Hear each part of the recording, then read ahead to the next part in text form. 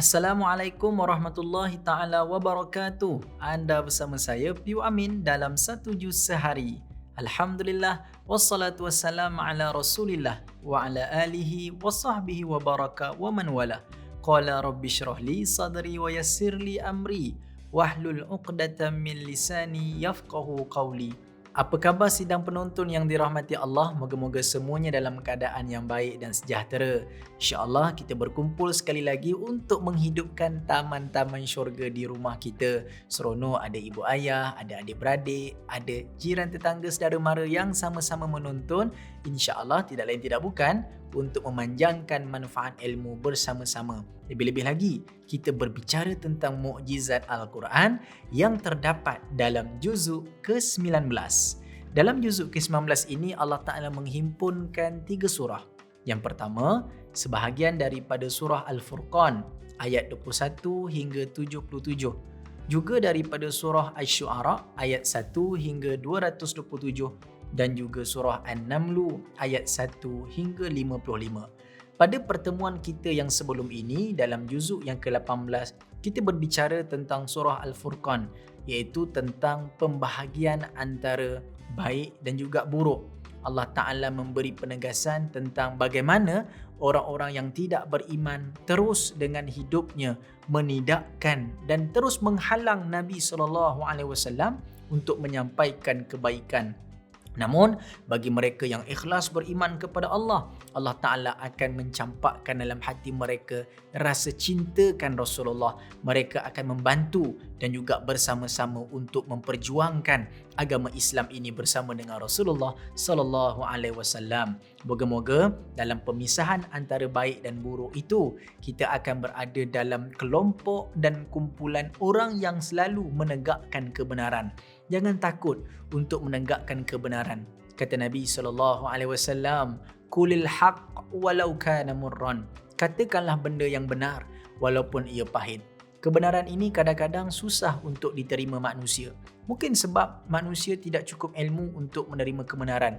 Mungkin sebab bi'ah ataupun environment, suasana yang tidak menyokong dan membantu kita untuk sama-sama menghidupkan kebenaran.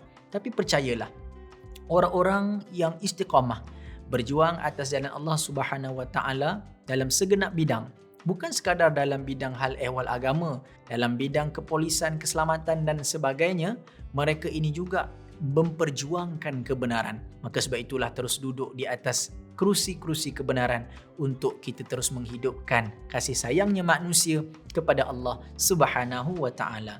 Dalam juzuk ke-19 ini juga terdapat surah Asy-Syu'ara.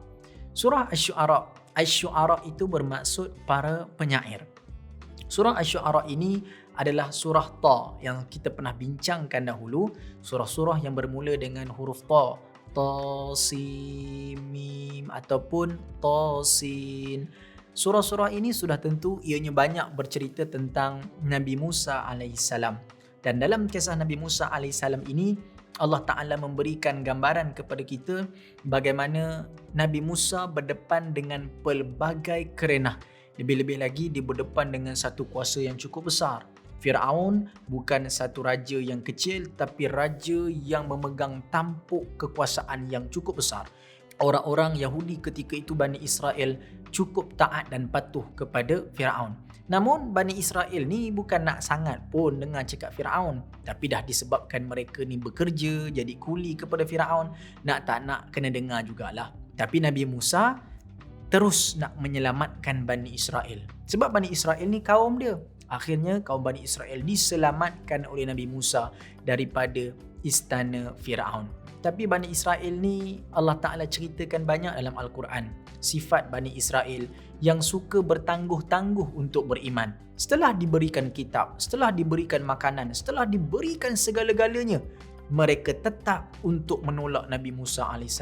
Sedangkan Nabi Musa menyelamatkan mereka daripada menjadi kuli di dalam istana Fir'aun. Allah Ta'ala gambarkan kisah Bani Israel ini supaya kita sama-sama beringat kaum yang dimanjakan oleh Allah Subhanahu Wa Ta'ala ini dihancurkan. Dalam surah Asy-Syu'ara juga Allah Ta'ala nak berkongsi tentang keadaan penyair. Sebab di zaman Nabi SAW, sebelum Nabi sampai ke Madinah, ketika itu ramai penyair-penyair yang hebat. Kalau kita kata penyair di zaman ini, komposer lagu yang buat lagu-lagu yang best, ayat-ayat yang seronok. Antara syair dan juga ayat Al-Quran, mana yang lebih tinggi, mana yang lebih hebat? Dah tentulah Al-Quran. Maka sebab itu walaupun orang-orang di Madinah, walaupun orang-orang di Mekah, mata mereka, telinga mereka, hati mereka terpikat, tertaut dan juga terpengaruh dengan penyair-penyair yang ada, ayat-ayat Al-Quran lebih hebat dan lebih istimewa. Sehingga pada ketika itu bayangkan sebelum Nabi sampai, ramai tokoh-tokoh penyair yang mendapat populariti yang cukup tinggi. Bila Nabi SAW sampai ke bandar Madinah ataupun apabila Nabi menjelaskan dakwah kepada manusia dengan menggunakan wahyu Al-Quran, ketika itu ramai orang yang berpindah untuk mendengar kata-kata Nabi sebab wahyu Al-Quran lagi enak. Di hujungnya mesti ada perkataan-perkataan yang sama rima akhirnya. Qul a'udzu birabbin nas, malikin nas. Kan hujungnya sama. Jadi ayat-ayat ataupun perkataan-perkataan ini mereka tak pernah dengar daripada tokoh-tokoh penyair yang lain. Maka ketika itu tidak mesti tidak orang yang mulanya menjadi penyair, mereka mula untuk mempelajari ayat-ayat Al-Quran yang datang daripada Nabi SAW. Sehingga Rasulullah SAW melantik seorang sahabat yang bernama Hasan bin Sabit. Hasan bin Sabit adalah tokoh penyair di zaman Nabi dan Nabi pernah berkata bahawa lidah Hasan bin Sabit ini lebih tajam daripada mata pedang. Kerana syair-syair yang dilontarkan oleh Hasan bin Sabit tidak lain tidak bukan adalah untuk memuji Rasulullah, mengagungkan Allah Subhanahu wa taala. Dan dengan syair-syair tersebut menyebabkan orang-orang yang nak berperang dengan Nabi, orang Quraisy Mekah, orang munafik menjadi takut, menjadi gentar, menjadi gigil apabila berdepan dengan syair-syair yang dilontarkan oleh Hasan bin Sabit. Sehingga kan Rasulullah SAW menyediakan satu ruang di dalam Masjid Nabawi, yang mana kita tahu dalam Masjid Nabawi ada satu mimbar untuk Nabi berkhutbah, dan satu lagi mimbar di mana Nabi mengkhususkan kepada Hasan bin Sabit untuk bersyair, untuk berkarya, untuk mewujudkan syair-syair lagu-lagu yang terus memuji agama Islam, terus memuji baginda Nabi SAW. Sebab itu, pesanan saya kepada semua penggiat-penggiat seni, kepada mereka yang hidup dalam industri lagu. Sebenarnya, lagu dan bakat yang Allah Ta'ala anugerahkan kepada kita dengan idea, dengan lirik, dengan lunak suara yang tidak dimiliki oleh orang lain adalah bakat yang cukup istimewa. Kalau Allah Ta'ala bagi bakat yang terpendam itu kepada kita, jangan pendam lama-lama, tapi gunakan bakat tersebut untuk memuji baginda Nabi SAW. Maka sebab itulah surah ini dinamakan dengan surah Asy-Syu'ara, yang mana ketika itu nak membenamkan kebatilan syair-syair yang jahat, menukar syair yang memuji perempuan, memuji manusia, memuji dunia kepada memuji Allah dan Rasulnya. Kemudian pada ketika itu nak menunjukkan mukjizat Al-Quran. Bila orang dengar kalimah-kalimah Al-Quran, orang dapat tahu takkan siapa boleh meniru kalimah Al-Quran. Dan dalam surah An-Naml, bagaimana Allah Subhanahu wa taala meletakkan kisah daripada surah An-Naml ini diambil dengan nama semut. Walaupun dalamnya banyak cerita tentang Nabi Musa, tapi Allah Ta'ala mengambil nama semut ini supaya kita mengambil manfaat. Antaranya nama-nama binatang yang ada dalam Al-Quran banyak. Antaranya Al-Fil gajah, antaranya Al-Baqarah lembu betina, antaranya kita dah bicarakan sebelum ini An-Nahlu lebah, dan kali ini An-Namlu iaitu semut. Sebenarnya kan banyak sangat perkara-perkara besar dan penting yang boleh kita ambil daripada semut. Kalau kita melihat semut ini Allah Ta'ala ada bagi kepada dia beberapa banyak kelebihan. Allah Ta'ala ada bagi dia banyak kelebihan. Antaranya semut ini dia bersungguh-sungguh ketika bekerja. Bayangkan semut yang kecil, dia boleh menghasilkan busut yang cukup besar. Dalam masa yang sama pula, semut ni dia ada sifat berhati-hati, berwaspada. Kalaulah dia hurung ataupun dia ambil satu binatang ataupun bangkai, dia akan ambil dalam keadaan yang elok dan dia akan pas sampailah sampai ke destinasinya. Ini hebat semut.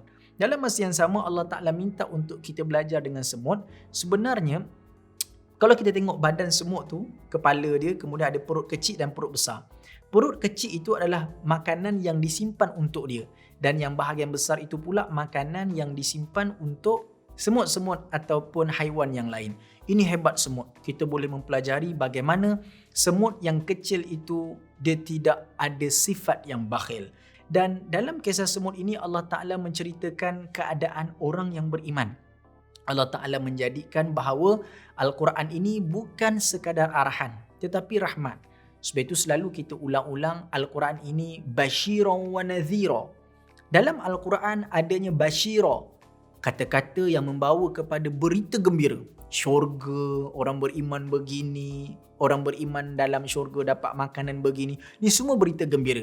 Wa nadhira, dan juga peringatan-peringatan. Peringatan-peringatan ini datang dalam keadaan mendesak kita untuk meninggalkan kejahatan dan memujuk kita untuk melakukan kebaikan. Begitulah hebatnya Al-Quran dan juga begitulah yang tertulis dalam surah An-Naml yang ada dalam juzuk ke-19. Kalau kita tengok semut, semut ini ada kisahnya dengan Nabi Sulaiman AS. Bagaimana semut ini sangat bijak dalam menyelesaikan masalah. Satu ketika apabila Nabi Sulaiman dan rombongannya melewati ataupun Nabi Sulaiman berjalan di satu kawasan tempat tinggal semut, salah seekor semut mengarahkan rakan-rakannya untuk masuk ke dalam lubang ataupun tempat tinggal mereka. Seperti mana yang disebutkan dalam surah An-Naml ayat ke-18. Wahai semut-semut, masuklah ke dalam sarang-sarangmu agar kamu tidak dipijak oleh Sulaiman dan tenteranya, sedangkan mereka tidak menyadari. Maka sebab itulah bagaimana perancangan ataupun semut ini, dia nak selamat, dia takkan selamat seorang-seorang. Dia akan ajak kawan-kawan dia lain untuk selamat. Maka sebab itulah dalam juzuk ke-19 ini, Allah Ta'ala menghimpunkan kisah Nabi Musa yang sangat banyak. Kalau kita lihat dalam surah Asy-Syu'ara dan surah An-Naml, bukan sekadar bercerita tentang perkara-perkara berkaitan dengan apa yang kita nampak. Perkara yang dikongsikan adalah berkaitan tentang perjuangan Nabi Musa AS yang telah kita ceritakan pada awal tadi. Tuan-tuan, sidang penonton yang dikasihi Allah, maka juzuk ke-19 ini Allah Ta'ala nak memberi satu panduan kepada kita. Bagaimana susahnya Nabi Musa dalam berdakwah.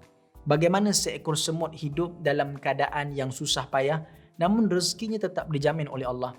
Bagaimana orang yang ada bakat sebagai seorang penyair, namun bakat dan juga kehendak, minat yang ada pada dirinya tidak akan disia-siakan. Apa yang kita boleh belajar di sini? Sifat Rahman, penyayangnya Allah. Sifat Ar-Rahim, pengasihnya Allah kepada kita. Allah Ta'ala ni bukan sekadar menjaga sesuatu yang besar, tetapi Allah Ta'ala juga mengaturkan benda-benda yang kecil walaupun seekor semut. Kalaulah bagaimana Allah Ta'ala menceritakan dalam surah Al-Furqan, adanya kebaikan dan adanya keburukan untuk kita pilih. So kehidupan ini satu option. Kita yang memilih. Kita yang menyangkakan kehidupan kita. Kita tidak dipaksa melakukan kejahatan kalau kita tidak memilih untuk melakukan kejahatan. Jadi itulah simpulan dan juga rumusan yang kita boleh dapat daripada ketiga-tiga surah yang cukup istimewa, yang cukup padat. InsyaAllah ambillah, nikmatilah, kongsikanlah ilmu-ilmu yang bermanfaat ini agar kita terus menjadi insan yang serba bersyukur di sisi Allah Subhanahu wa Ta'ala. Dan insyaAllah pada akhir episod saya nanti, saya akan bercerita tentang juzuk ke-20. Tentang cerita semut juga. Tapi ada satu lagi tambahan haiwan yang selalu kita dengar. Kalau anak-anak kita memang sukalah spider. Kan? Bukan Spiderman. Tapi cerita tentang labah-labah. Seronok juga cerita pasal labah-labah ni kan. Apa agaknya Allah Ta'ala nak cerita. Dan bagaimana kita boleh belajar daripada labah-labah. Labah-labah ni katanya pernah selamatkan Nabi waktu Nabi nak keluar daripada kawasan Mekah. Betul ke? Semua tu kita akan jawab dalam perjumpaan kita yang akan datang dalam juzuk yang ke-20 nanti, insya-Allah. Terus setia bersama saya dalam 1 juz sehari, insya-Allah. Kita jumpa lagi. Assalamualaikum.